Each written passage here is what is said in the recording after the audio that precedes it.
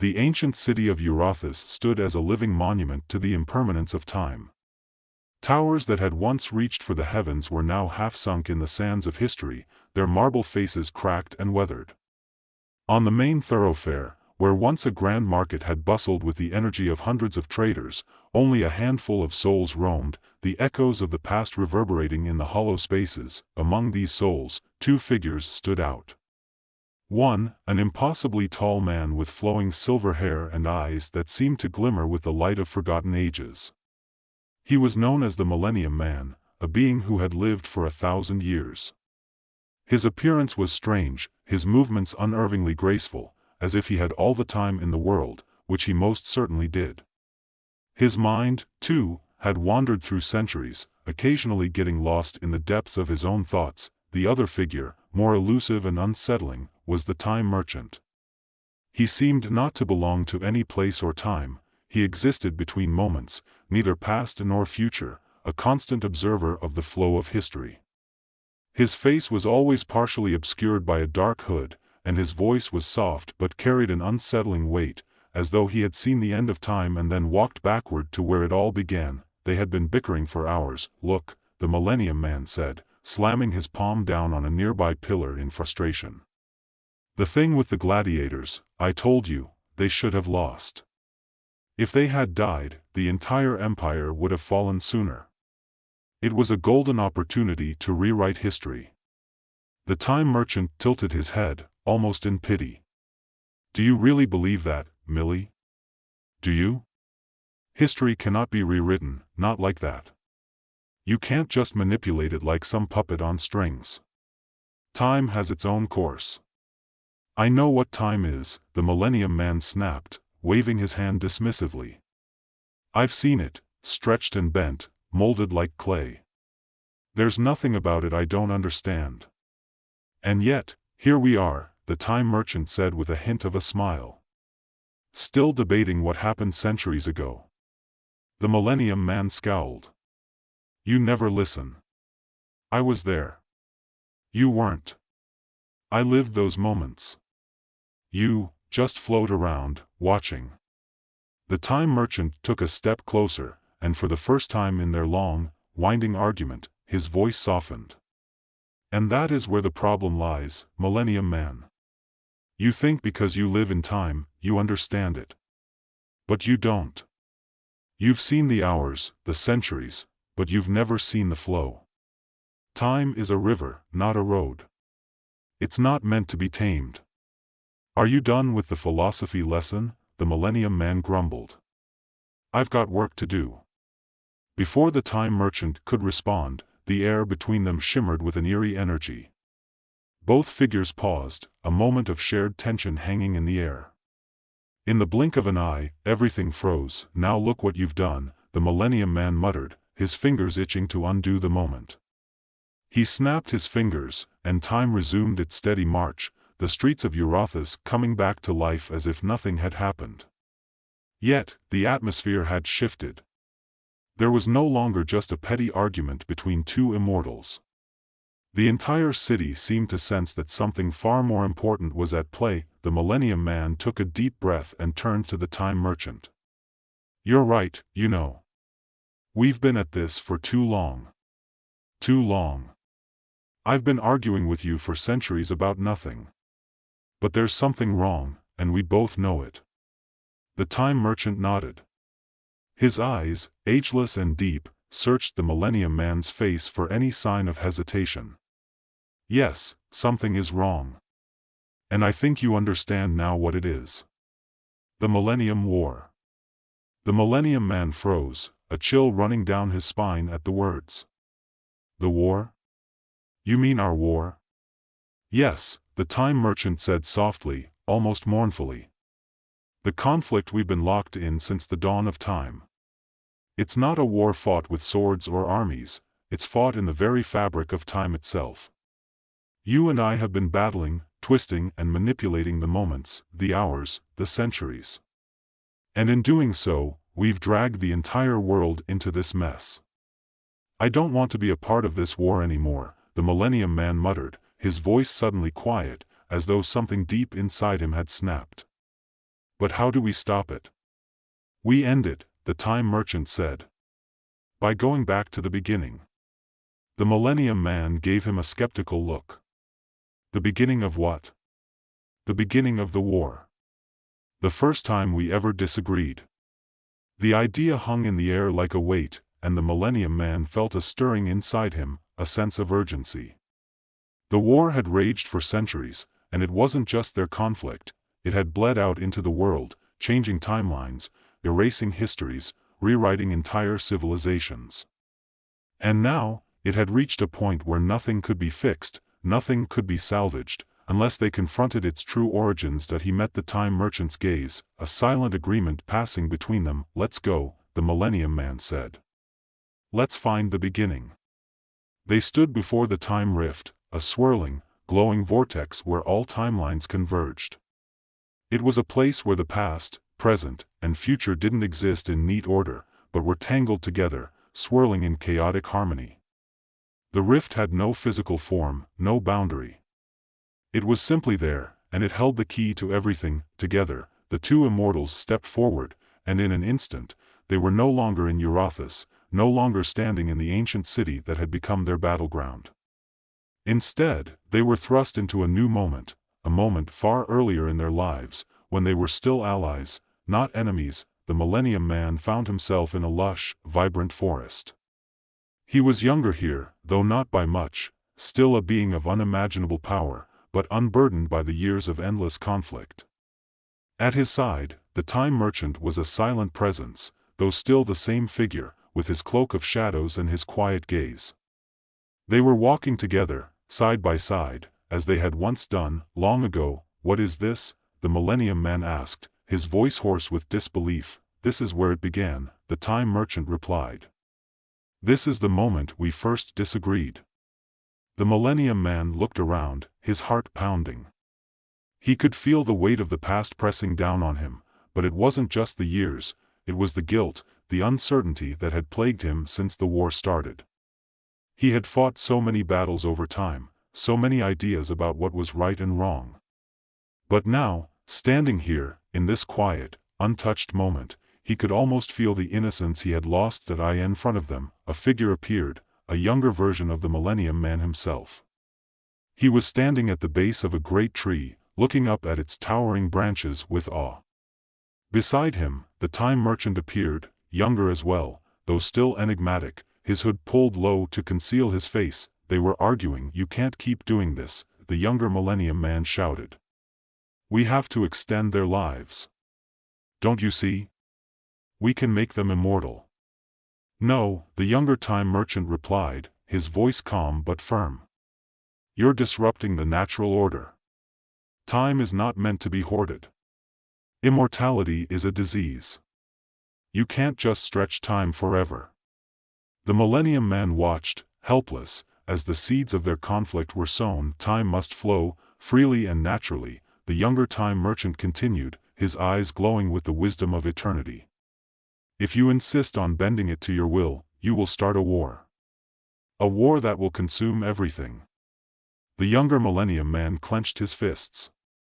And if I don't, we'll lose them all. I can't stand to see them die, not when we have the power to change it. Time should bend to us. A cold silence fell between the two figures, and the Millennium Man could see the moment of their betrayal, the fracture in their friendship, the beginning of everything that would follow. This was where it started. The time merchant had seen the danger of what the Millennium Man was proposing, and in that instant, they had parted ways. That was the first time you chose immortality over time, the time merchant said softly. And that was when the war began. The Millennium Man stood there, frozen, watching his younger self argue in the forest. He realized, for the first time, that the war had never been about right or wrong. It had been about the fear of losing control.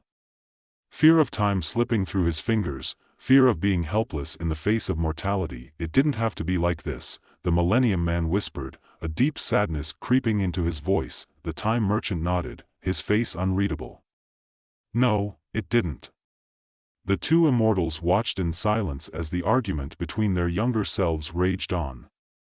The war had begun, not with armies or battles, but with a single disagreement that had spread across time itself, and in that moment, the Millennium Man understood. The war wasn't about the world, or even about time, it was about them. The scene in the forest faded as the Millennium Man blinked and found himself once again standing in the vast, swirling time rift. The two of them, he and the time merchant, were no longer standing in the past, but were floating, suspended in time. The images of the forest and the young versions of themselves dissipated into a blur, and the Millennium Man felt a heavy silence settle over them both. "You saw it," the time merchant said quietly, breaking the stillness. That was the turning point. The moment everything changed. But there were no real winners in that fight. No clear victor. Not then, and certainly not now. The Millennium Man swallowed hard, his throat dry. He had known that the war was born from their disagreement over immortality and the course of time. What he hadn't fully understood, what he could barely grasp until now, was the depth of it. The conflict wasn't just ideological. It was personal. The time merchant had been right when he said that their struggle had consumed everything. It wasn't just civilizations that were lost in the process, it was their friendship, their shared purpose.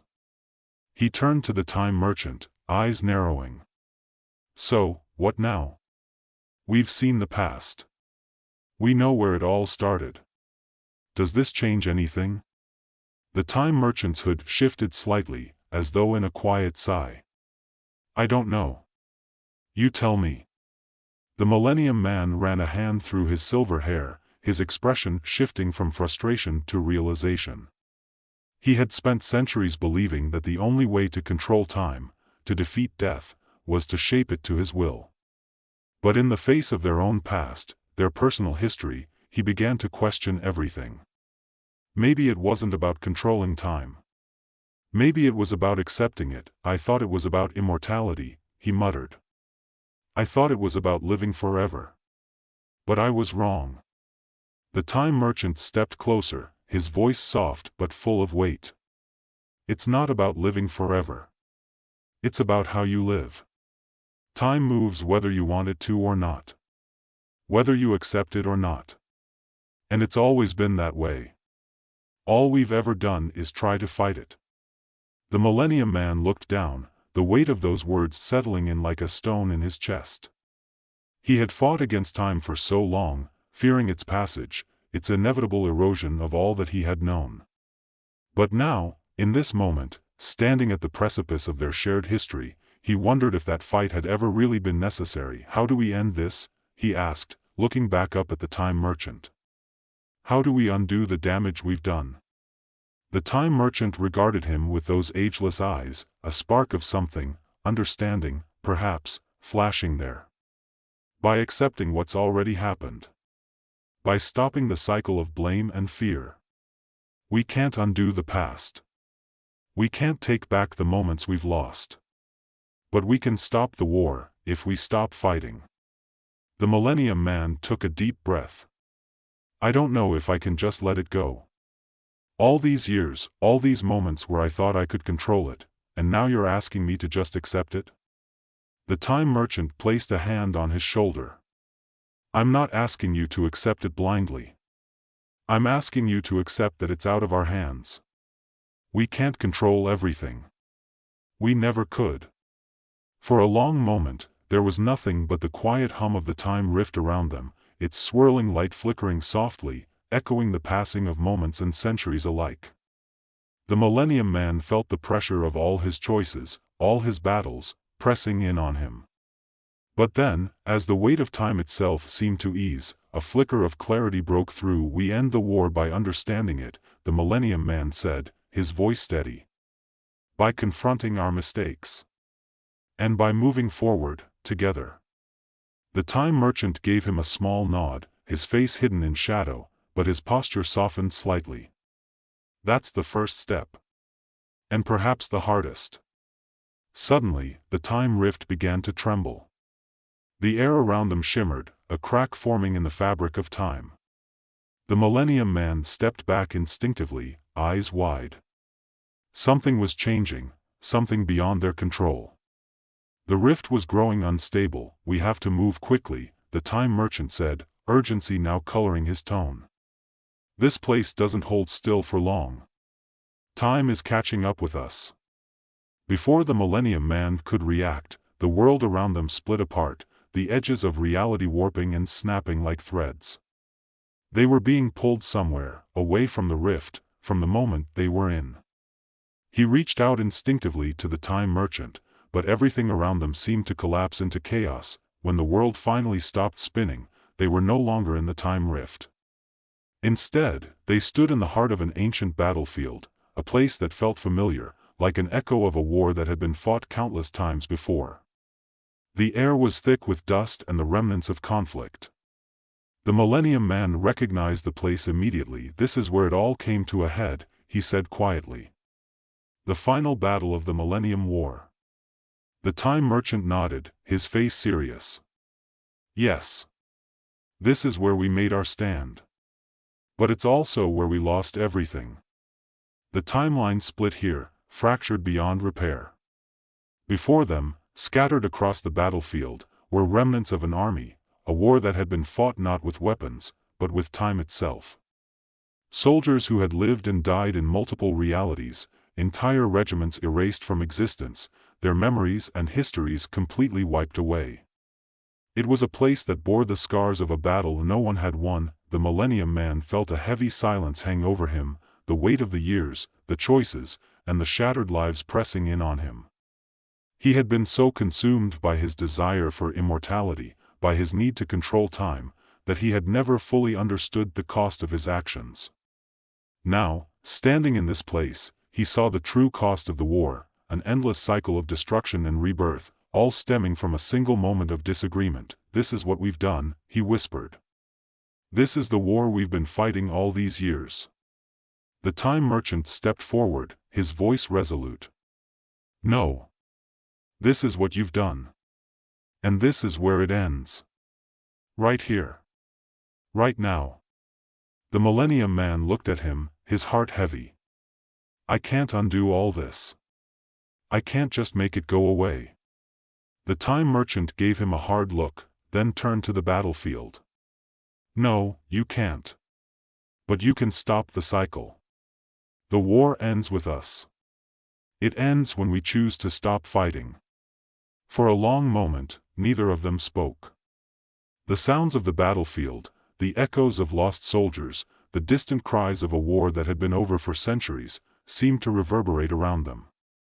The Millennium Man knew that the end of this war was not in some grand, final battle. It wasn't in some victory over an enemy. The war would end when they accepted that time had always been out of their hands. It would end when they stopped fighting it. He looked at the time merchant, who met his gaze steadily. "So, this is it?" he asked, his voice soft. "Yes," the time merchant replied, a faint smile playing on his lips. "This is the end. And this is the beginning." The Millennium Man nodded slowly, feeling something inside him shift. The war had started with a disagreement, and it had raged for centuries. But now, at the end of it all, he understood. The war wasn't about time or immortality. It was about their fear of losing control. But that fear, he realized now, was the very thing that had kept them locked in conflict. It wasn't the end of time that they needed to fear, it was the letting go. And so, as the battlefield around them began to fade, as the echoes of the past started to dissolve, the Millennium Man made his choice. He would stop fighting. And in doing so, he would free time itself. The air shifted as the Millennium Man took a deep breath, the weight of centuries of conflict lifting from his shoulders. He felt a strange lightness, a clarity he hadn't known in ages. Around him, the remnants of the battlefield faded further into the mist, the past retreating like an old dream that had no more place in the waking world. The time merchant was standing by his side, silent but not distant. They both felt the change, even if they couldn't yet fully comprehend its depth. Time, in all its complexities, had always been something to manipulate, to control, or to escape. For the Millennium Man, it had been a prison and a kingdom. And for the time merchant, it had been a commodity, a resource to be used wisely, but never owned. And yet here they were, standing at the crossroads of everything they had ever known, having both agreed, albeit reluctantly, that their eternal struggle was, in the end, about nothing more than the fear of the unknown. The fear of what lay beyond control, beyond the boundaries of time. Is it really over? The Millennium Man asked, his voice a soft murmur, barely above the wind. The Time Merchant looked out at the dissipating echoes of the war, his face unreadable, as always. "It's over, but it's not finished," he said simply. "Time, like everything else, moves in cycles. Just because one cycle ends doesn't mean it's the end of time itself. It's just the end of this chapter." The Millennium Man nodded slowly. It made sense, in a strange way. They hadn't stopped time. They hadn't stopped the flow of events. They had simply agreed, in their own way, to stop fighting against it. Time would continue to unfold, but maybe, just maybe, it would do so differently now. Maybe it would flow with more grace, with more understanding. They had learned that time was never meant to be bent to their will, but instead, it was meant to be understood and embraced, even in its fleeting nature. "Do you ever wonder," the Millennium Man began, his voice almost tentative, "how much we could have changed if we'd understood that from the start?" The Time Merchant glanced at him, a flicker of something like amusement passing across his ageless face. "I think that's the question we've both been asking for centuries." A silence settled between them, not uncomfortable, but profound. The Millennium Man could feel the time around them vibrating with a new rhythm, slower, more deliberate, as if the universe itself had taken a deep breath. He turned his gaze from the fading battlefield to the horizon beyond, where the sky shifted from deep amber to indigo. The light of the setting sun caught on the edges of the land, painting everything in hues of gold and purple. It was peaceful, almost serene. "We've done it, then," he said, more to himself than to the Time Merchant.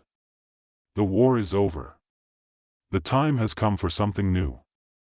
The Time Merchant nodded. "We've stopped fighting time. And in doing so, we've made it possible for time to live again." For a moment, the two immortals stood side by side, not as adversaries, but as travelers who had journeyed far enough to see something beyond their own desires, their own beliefs. There was no victory to claim, no enemy to defeat. There was only the quiet knowledge that they had changed. And the world, in its own quiet way, had changed too. The Millennium Man glanced at the Time Merchant, his face softening in understanding. "So, what now? What happens next?" The Time Merchant's eyes glowed faintly, and for the first time in what felt like an eternity, there was a warmth in his gaze. Now, we live. Together. But not as you and I have lived before. We live in the time we've made, in the time that's left. Not as conquerors or guardians, but as part of the world, as part of the flow of everything." The Millennium Man smiled, a rare, genuine smile. For the first time, he wasn't thinking about the past or the future. He was thinking about the moment, the breath they shared in this fleeting, beautiful instant. "I think I can get used to that," he said, his voice light, almost amused. The Time Merchant gave a slight chuckle, a sound that seemed to ripple through the air, gentle but profound. "You'd be surprised how much time you'll have when you stop trying to control it." Together, they turned toward the horizon, walking not away from the past, but with it, side by side, no longer fighting against what was, but embracing the endless flow of what would be. The world around them, though unchanged in its vastness, felt different, as though it were shifting just beneath the surface, opening up to them in ways that neither of them could have predicted. They were no longer enemies. They were, at last, companions. In a world where time flowed freely, they had learned to move with it. And now, they would continue their journey, not as separate forces, but as two sides of the same coin, bound by the very thing they had fought against for so long. The sun dipped lower, and the sky turned to violet, scattering the last traces of light across the world. And for the first time in their endless existence, both the Millennium Man and the Time Merchant felt, not the weight of the centuries, but the weightlessness of time itself. The war was over. And with it, the possibility of a new beginning, and so, in the quiet of that infinite moment, time, finally, began to breathe again.